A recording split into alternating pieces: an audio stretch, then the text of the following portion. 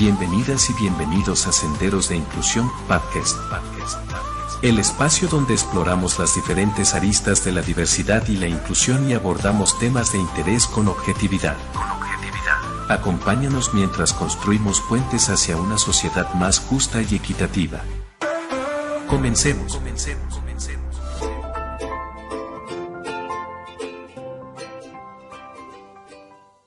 Listos para otra inmersión profunda.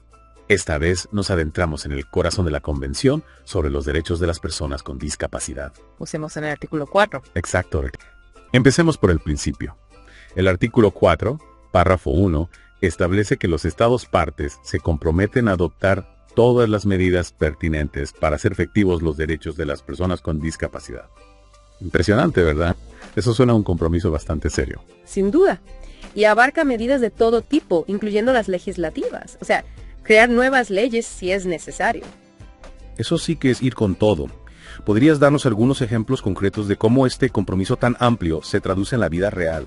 Claro, piensa en la educación. Los estados deben garantizar que la educación sea inclusiva, que los niños y niñas con discapacidad puedan acceder a las escuelas regulares. Eso es fundamental, que no se les excluya del sistema educativo. Exactamente. Y no solo se trata de acceso, sino de una educación de calidad. Adaptada a sus necesidades específicas. Por supuesto. Y esto se aplica a todos los ámbitos de la vida. Salud, empleo, transporte. Acceso a la justicia, participación política. En fin, que las personas con discapacidad puedan vivir de forma independiente y participar plenamente en la sociedad. Como cualquier otro ciudadano. Y para eso el artículo 4 nos da una lista detallada de acciones que los estados deben tomar, ¿verdad? Una especie de hoja de ruta para hacer realidad esos derechos. Me encanta. Una hoja de ruta hacia la inclusión. Y uno de los puntos clave de esa hoja de ruta es la eliminación de barreras, ¿cierto? Correcto. El inciso B del artículo 4 habla específicamente de eliminar barreras. ¿Qué tipo de barreras se contemplan aquí? ¿Solo las físicas? No solo las físicas, aunque por supuesto las barreras arquitectónicas son un obstáculo importante para muchas personas con discapacidad. Piensa en la falta de rampas, ascensores adaptados. O la información en braille, por ejemplo, para las personas con discapacidad visual. Exactamente. Pero el artículo 4 va más allá. También se refiere a las barreras actitudinales y sociales. Eso me parece muy importante. Porque muchas veces los prejuicios y la discriminación son barreras invisibles, pero igual de dañinas. Esas barreras invisibles pueden limitar las oportunidades de las personas con discapacidad en todos los ámbitos. En el acceso al empleo, por ejemplo. Cuando se les niega un trabajo por prejuicios o estereotipos. O en el acceso a la cultura y el ocio. Imagina que quieres ir al cine, pero la película no tiene subtítulos para personas sordas. O audiodescripción para personas ciegas. Esa es una barrera a la información y a la participación cultural. Y el artículo 4 busca precisamente derribar todas esas barreras, tanto físicas como sociales. Para que las personas con discapacidad puedan disfrutar de sus derechos en igualdad de condiciones. Y hablando de derechos, el inciso del artículo 4 menciona algo fundamental: el respeto a la dignidad inherente y la autonomía individual. Un principio esencial que impregna toda la Convención. ¿Cómo se traduce este respeto en la vida real de las personas con discapacidad? ¿Podrías darnos un ejemplo? Por supuesto. Piensa en el derecho a tomar decisiones propias. A ser dueños de sus propias vidas. Exactamente. Esto implica, por ejemplo, que las personas con discapacidad deben ser informadas y poder dar su consentimiento libre e informado. Para cualquier tratamiento médico, por ejemplo. O para cualquier decisión que les afecte directamente. No se puede decidir por ellas ni sustituir su voluntad. Justamente, la Convención busca combatir la sustitución decisional. Empoderar a las personas con discapacidad para que tomen sus propias decisiones. Y que se respete su voluntad y preferencias. Y para que este respeto a la dignidad y la autonomía sea real, es fundamental cambiar las mentalidades, ¿no? Sin duda. Y el artículo 4 también se ocupa de eso. El inciso F, concretamente, habla de la importancia de sensibilizar a la sociedad y combatir prejuicios. Es fundamental crear una cultura de respeto e inclusión. ¿Y qué estrategias son realmente efectivas para lograr ese cambio? Para que la sociedad vea a las personas con discapacidad como lo que son, ciudadanos con los mismos derechos y oportunidades. Bueno, la educación juega un papel crucial. Es importante incluir la temática de la discapacidad en los programas educativos. Desde la infancia. Exactamente. Para que los niños y niñas crezcan con una visión inclusiva. Y sin prejuicios. Y también son importantes las campañas de sensibilización en los medios de comunicación.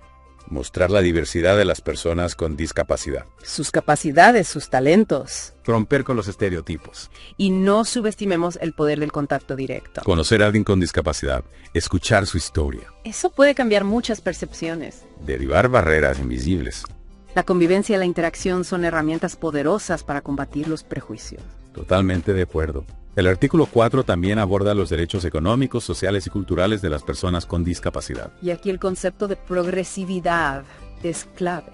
¿Qué significa eso exactamente? Significa que la realización de estos derechos es un proceso gradual. No se puede lograr todo de la noche a la mañana. Exacto. Los estados deben ir avanzando progresivamente hacia la plena realización de estos derechos. Teniendo en cuenta sus recursos y capacidades. Y aquí la cooperación internacional es fundamental. Para ayudar a los países en desarrollo a avanzar en este camino. Precisamente. La unión hace la fuerza. Y hablando de trabajar juntos, el artículo 4 también destaca la importancia de la participación de las personas con discapacidad en la toma de decisiones, ¿no? Es un principio fundamental. No se trata de hablar sobre las personas con discapacidad, sino con ellas. Exacto. Nada sobre nosotros sin nosotros, como dice el lema del movimiento de personas con discapacidad. Me encanta esa frase. Ellos son los expertos en sus propias vidas. Y deben participar en las decisiones que les afectan. En todos los ámbitos. Desde la elaboración de leyes hasta la implementación de políticas públicas. Para que esas políticas sean realmente inclusivas. Y respondan a las necesidades reales de las personas con discapacidad. Para terminar, el artículo 4 incluye 2 párrafos que son como un escudo protector. Para garantizar que los derechos de las personas con discapacidad no se vean menoscabados. ¿Podrías explicarnos un poco más sobre esto? Estos párrafos establecen que la Convención no puede utilizarse para justificar una disminución de los derechos que ya existen en las leyes nacionales o internacionales. Es como un mecanismo de seguridad. La Convención solo puede servir para mejorar la protección de los derechos de las personas con discapacidad, nunca para reducirla. Es una garantía fundamental. ¿Qué blinda los avances logrados? En resumen, el artículo 4 es una brújula, una hoja de ruta, un compromiso firme de los estados para construir una sociedad más justa e inclusiva. Donde las personas con discapacidad puedan vivir con dignidad y ejercer sus derechos plenamente. Y ahora, la pregunta del millón. ¿Qué podemos hacer cada uno de nosotros para contribuir a esa meta? Muchas cosas. Informarnos sobre la convención y difundir su mensaje. Apoyar a las organizaciones de personas con discapacidad. Exigir a nuestros gobiernos que cumplan con sus obligaciones. Y sobre todo, escuchar las voces y experiencias de las personas con discapacidad. Tratarlas con respeto como iguales. Romper con los prejuicios y estereotipos. Y construir una sociedad donde todos podamos vivir en igualdad de condiciones. Esa es la verdadera inclusión. Y para que sigan reflexionando, les dejo esta pregunta. ¿Qué acciones concretas podemos tomar en nuestro día a día para promover los derechos de las personas con discapacidad en nuestro entorno? La Convención nos da las herramientas, pero la construcción de una sociedad inclusiva depende de todos. Cada gesto cuenta. Una excelente reflexión para terminar. Muchísimas gracias por acompañarnos en esta inmersión profunda. Hasta la próxima. Adiós.